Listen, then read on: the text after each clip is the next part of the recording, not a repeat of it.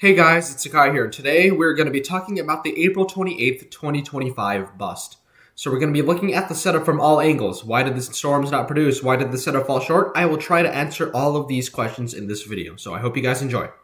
Alright, so first of all, what happened? So we had a moderate risk, a level 4 out of 5, for severe weather as a surface low moved through Minnesota and moved up into Canada.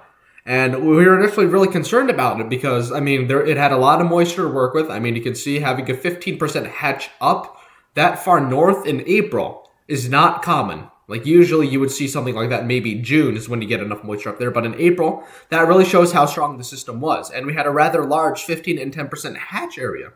Yet, if we compare the outlook to the reports, and credit to Ethan Mock on Twitter, you can see it was really, really lackluster. We had a few severe reports here and there, and then I think we only had, you see this dot right here ended up being the only legitimate tornado report that we had. So we had one tornado in the 15 hatch area, and then we just didn't have much, if anything, anywhere else. There weren't tornadoes here, there weren't any here except for that one, and down here there definitely were not any. And of course you had your average Del Rio hailers, because that's pretty typical of this time of year. So what happened? Why did it fall short? Let's dig into it.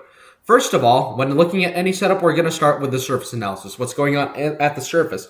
And you can see here we have a strong surface low position kind of near the Fergus Falls area, kind of in central western Minnesota. And you can see, look at the warm sector. You're getting 65 dew points. You're getting extremely high quality moisture, really high temperatures, 70s in southern Minnesota in April. That you need a remarkably strong system to do that. 82 in Wisconsin in April. You can just see how strong the system was. Yeah, 996, and just look at the quality of the moisture. Widespread 60s dew points all the way up to that surface low. So this obviously had a lot of moisture to work with. And then as the day pressed on, we can go further south. You can see that the front also extended down here as well and set kind of a dry line setup. So a dry line is when you have warm temperatures on both sides, but the moisture here is much higher than it is there. So you have that dry line there as well. And kind of maybe a sneaky dry line setup, especially for the Kansas area right here. And we also had another dry line area set up here in southwestern Oklahoma near the KFDR radar.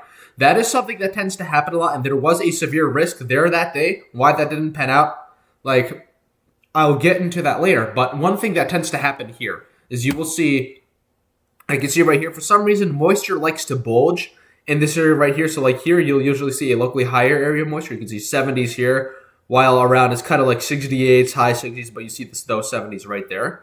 And here's an example from 2021 where you had that moisture bulge in that same area. That was actually enough to get a strong tornado. We had a supercell there produce several strong tornadoes near Snyder. Thankfully, most of them hit nothing, but that is something to keep in mind. But yet, it still didn't pan out, and I will get into that later. The next thing that I look at, now that we've established what's going on at the surface, we have our strong surface low going here, going into Canada. But another really important and really underrated aspect of analyzing every severe weather setup is looking at the 500 millibar speed and advection regime. Where is that air coming from? Where is the air that is being advected into the warm sector? Which, remember, our warm sector is kind of in this area, right? In that area is our warm sector. Where is it coming from? It's coming from Mexico and the Coahuila province. Actually, I'm not sure if that's Coahuila. I know that's over here. And southern New Mexico and northern Texas. And we can go back to the surface map right here. You can see, look, 30 dew points, 20, 21, massive dew point spreads. That air is extremely dry and it's getting advected into our warm sector. So that means you're having a lot of dry air being forced up into the warm sector aloft, which can be good and can be bad. It can kind of be good because having enough dry air can limit storm coverage and can prevent you from getting a saturated, messy convective mode, which is something that you often see here in Dixie Alley. But having too much of it can actually just hamper the ability for storms to get going, completely. And if you have a discrete updraft, it'll suffer from dry air entrainment and will not be able to produce tornadoes. Then that was the case with today. Why? We'll get into detail later with sounding evidence. So now let's start with a radar mosaic. Here we have two supercells of interest. This is 20 ETC, so just after the event started, we have a line of storms here, right along that front, and we have some discrete storms going up here, well in the 15 hatch region. But as you go over 21Z, these storms right here, they're discrete, they're in a pretty high-end environment, they're in the 15 hatch. They did nothing, they actually kind of disorganized. Yet these storms to the north, over here in central Minnesota, as they headed towards Minneapolis and St. Cloud, they intensified. So why didn't those storms produce tornadoes? Because, I mean, that looks like a really robust supercell near St. Cloud. Here's a higher resolution radar view. We can see that supercell near St. Cloud, kind of a convergence zone over here. Some convection up here that's disorganized. But this one definitely looks pretty robust. The answer lies in this supercell being too far north. Earlier in that day, some convection had gone over the warm sector in that area and may have made the lower levels a bit too stable. You can see an inversion here. I mean, negative 32 joules per kilogram of SIN. You can see that inversion right here. Although the shear is great, 340 and 386 is 0 to 3 kilometer SRH. That's really, really good. But it's just that inversion kept the surface too stable. You do have elevated instability, so that explains why you were able to have the supercell. But because the lower level thermodynamics were so hostile, just because of earlier convection in the area that day, that storm was thankfully never able to get going. Or else I guarantee you it probably would have produced a significant or substantial tornado. So now that we've established why this storm fell short, what about this? I mean, that looks like a pretty good discrete supercell. I mean, it's by itself, it's ahead of the line. And why didn't this line do anything either? The first, we're going to talk about the supercells, though. Why did these two supercells fall short? So here's the radar at 20Z from a radar in South Dakota, KFSD, which I think is the Sioux Falls radar. So you can see we have two well-established supercells right here, and you have our line right here. And then as we fast forward an hour, I mean, these storms they've done nothing. Like you see, they're kind of similar intensity. I mean, more storms have gone up, but you don't see really any well-established areas of rotation here or here. So what's going on? Remember how I said earlier, if you go back to this map, that you had a lot of dry air being advected into the warm sector from New Mexico, northern Mexico, and the Texas Panhandle. That came back to bite these storms. I mean, look at how much dry air we have aloft, and look at how much we have at the surface. The surface is quite mixed, and although usually having a spread of 10 degrees Celsius isn't that much of an issue. I mean, you can work with 15 to 20 degree Fahrenheit spreads. There was just so much dry air at the surface. You had a capping inversion over here. As you can see, we have kind of a capping inversion. It's a bit too warm, and then just look at it aloft. So as if it's already hostile at the surface because of that inversion. Although I go back, it's not that dry at the surface. I'm going to go back on the point. The surface, it's not that dry, but aloft, it's just really, really dry. Look at that space in between the red temperature line and the green dew point line. You have a lot of separation aloft. And having that much dry air and not having super strong, upper level dynamics to counter it. I mean, here there were only 63 knots and 53 knots. Usually in higher end environments that are able to function, you would see like higher values like 80 to maybe 100 knots. Here, you didn't have that to overcome it.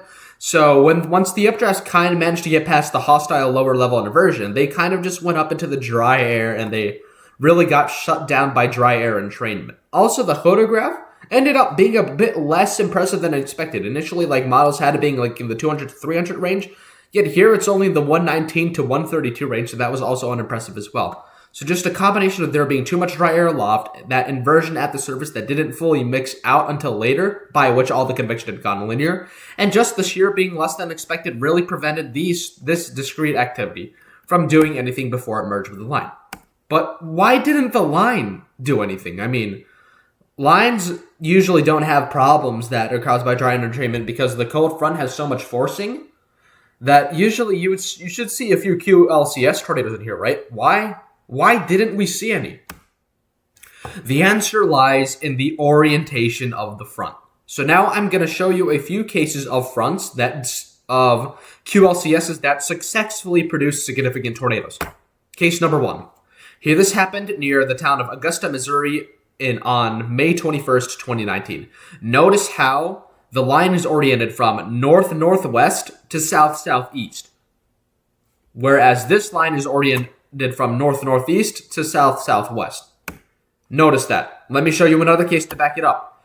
This is a really good case because this is on a much smaller scale and you can really see what I'm talking about. So at about Union City, look at Union City. North of Union City, the line has an orientation that's more north-northwest to south-southeast, but south of Union City, the orientation entirely changes from northeast to southwest, or even east-northeast to south-southwest. The rule of thumb, if you want to have a QLCS that is good at producing tornadoes, you want to have it oriented north-northwest to south-southeast. You want it to be oriented either northwest to southeast, have some west to east component as you go up to down, or you want it to be just north and south directly. If it's oriented like north-northeast to south-southwest or northeast to southwest, that usually, just from tracking experience, those lines, they tend to shoot out outflow boundaries. You can see one here. And if you get a storm behind an outflow boundary, that storm is not doing anything tornadic. I can assure you that that's the case, unless it catches up to the boundary, but that usually shunts tornado potential. So you can see here, yeah, you have some convergence areas here, north of Union City, where the line has that better orientation. And you even have a tornadic circulation here that hit over right near El Reno. And this was actually an EF3 that went into El Reno and hit the town directly. But look south. Here it's north-south, so you do see some convergence, but go down here, nothing. Zero rotation in the component that is northeast to southwest. Zero. Here's another case in point. This is the famous December 15th, 2021 squall line that produced, I think, more than 100 tornadoes in Iowa in December. To see tornadoes, that many tornadoes in December this far north is really, really crazy. So this system was very, very special. But look, so I think Guthrie Center, the town of Guthrie Center is a good separating point. North of Guthrie Center, it's north-northwest to south-southeast. South of Guthrie Center, it's north-northeast to south-southwest. Notice how south of Guthrie Center over here, you don't have much rotation at all, or the rotation is much weaker than it is up here. Whereas north of Guthrie Center, you have tornado here, another tornado there, a strong convergence zone over here that could turn into a tornado, and you have some more convergence over here. So here's just another perfect example of north-northwest to south-southeast, or north to south orientation being what you want. And there is another way to get strong tornadoes from QLCS or lines, that's to have embedded supercells within the line. So where you kind of have your own supercell before everything goes to upscale and linear. And that wasn't the case with today, but here's just a good example of that. You can see Estill. This is the famous Estill, South Carolina tornado at the second day of the famous 2020 Easter Sunday tornado outbreak. And here's probably the best example that really puts together everything that we've looked at so far. So look, you see here we have our embedded supercell near Harrisburg, and you see really, really strong rotation there. And we have another embedded supercell here with kind of like an embedded supercells. They tend to have a north-south component as well. So notice how there's strong rotation here in Harrisburg with that embedded supercell. And down here in Mound City, there's another strong embedded supercell. Look in between the two embedded supercells. What is that line's orientation? Northeast to southwest. Do you see literally any strong rotation in between the Harrisburg storm? Apart from there, that still kind of has more of a north-south component than this does. But do you see any strong rotation from here to here? No. Zero. Rule of thumb, to get strong tornadoes from a QLCS, you need an embedded supercell, or you want the line to be oriented north-northwest to south-southeast. Now, let's compare that with the line that we had on April 28th. Look, north-northeast to south-southwest. Notice how there's no organized rotation here, other than, this lead embedded supercell, which is just getting cut off by convection and stuff, which is just getting cut off by, not convection, which just kept on getting merged from behind and never really, had enough time to do anything. And then obviously our supercells here are getting eaten up by dry air. But look at that north-northeast to south-southwest orientation. That's why the line didn't do anything tornadic. The line, actually, that is a lie. The line did eventually become tornadic, and it did produce a notable tornado south of Eau Claire once it crossed into Wisconsin later. But notice how the orientation of the line now, here it's north-northeast to south-southwest, is now north to south, and we have an embedded supercell developed right here. That supercell is tornadic. South of that supercell, the line is, as I said earlier, it's northeast to southwest. And is there any organized rotation here whatsoever? No. Notice how even up here, the north to south component, you see some areas of rotation near south of Ladysmith. And obviously our tornado here, but south, once it changes from northeast to southwest, nothing. Zero. An easy way to kind of predict if a line is probably going to be a good tornado producer or not, is to just look at the cold front orientation, because generally a line will take the shape of the cold front. That's not always the case, but that's usually the case, and that was the case on this day. You can see northeast to southwest component. And so when that line went up, it just went up on that north-northeast to south-southwest cold front, and it just took up that orientation, and it ended up not doing anything. Now, not to say, having a northeast or north-northeast to south-southwest dry line, cold front, whatever initiating mechanism isn't always bad. You're just less likely to get tornadoes once everything goes linear, just because those setups never tend to work. And I mean, they do work sometimes, but usually the only times those northeast to southwest, like oriented boundary setups work is when they're discrete supercells before, they actually grow upscale into a line. And I mean, I'm pretty sure, here's El Reno is a pretty good example of that. Anyways, so note if you go to the south, so now that we've established why this busted significantly, and I mean the dry air was stronger in southern Iowa, so that's why no storms fired there, just because the dry air here was more hostile. So no storms fired there earlier in the day. But look at this group of supercells near Kansas. Doesn't that look interesting? Let's check it out. Why didn't those do anything? So first of all, I took a sounding right about here, right in front of this storm, about an hour before it formed, to try to get a sample of the environment there before that storm went up. Let's look at it. First of all, the first thing I noticed is that the surface is pretty mixed, and although like having a dew point spread that big is not bad, it's so warm at the surface that you just have negative 65 joules per kilogram. You have quite a significant cap, so drilling past that is going to be difficult. Second, you just don't have much shear here at the surface either. Shear was really less overall than expected. 109 to 147, that's really unimpressive. And just because you didn't have strong low-level shear, and you had that inversion at the surface, made the lower level like thermodynamics. And thermodynamics is the word like referring to CAPE, convective inhibition, all that stuff. Anything that is not like kinematic or dynamic shear related. The lower level thermodynamics were just too hostile for these storms to do anything. And even although it is possible that if convective mode, maybe, you still could probably get a tornado out of it, maybe something high-based. But even though it's hostile, sometimes, I hate to use this term, but sometimes you just got to get lucky. I know that sounds not scientific whatsoever, but these storms just happen to initiate in a way that the front storm initiated first, and then the only storms that initiated afterwards were to the southwest of it, or this way, and then that front storm just released this outflow boundary. You can see that outflow boundary right here that shunted all of the storms from producing. And by the time the orientation of the storms improved, the boundary layer had already decoupled and become more stable. And these storms were not able to do anything as a result. Now, do we remember how all the way earlier in the presentation I mentioned something about there being a moisture bulge right here? You can see it right here on the surface analysis, locally 70 dew points near that KFDR radar, higher than everything else in the warm sector. Why did that fail? Hold on, let me go back to my slide. Now, why did that fail? We had a stout supercell, and several people that I know were chasing the storm. Why did it fail? The answer lies again in a massive inversion.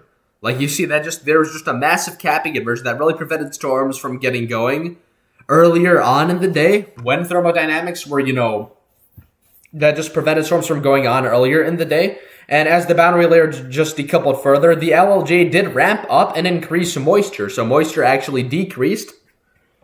So the moisture spread, actually decreased and improved overall the lower level thermodynamics, but there just wasn't much instability, and so many storms went up right next to one another that they kept cutting each other off, and they ate up all the CAPE, and that just made the whole environment more stable, even though there was less of an inversion later on in the day. So just because earlier on that day you had that inversion, that didn't let anything happen. And then once that inversion kind of went away, so many storms went up right next to one another that they just ate up all the CAPE and just made the environment really, really stable and had several unfavorable mergers. Those storms weren't really able to do anything notable. We did actually get initiation in Iowa later on in the night at about 1 UTC on April 29th, which is about, 8 to 9 p.m. after dark in Central Time. But although we did get quite a robust-looking supercell early on, it was just clearly too late. By that time, the boundary layer had already decoupled. You're starting to get an inversion here. So I took us out of here at Earlham, just ahead of those storms. And you can see already we're getting an inversion here. And as the boundary layer continues to decouple throughout the night, that inversion just kept on growing and growing and growing. So although the storms looked somewhat promising at first, they quickly fell apart and died as they approached the Des Moines area. And with that, just the whole setup never really came together. So now that we've covered everything, let's go over a quick recap of why that setup busted. First of all, for the northern Minnesota storms, it was just too stable. We had bad luck with convection earlier that day that made that environment stable. And Those storms were never able to root in the surface. It was just too dry. It was just really, really dry. I wouldn't say everywhere, but especially in Iowa.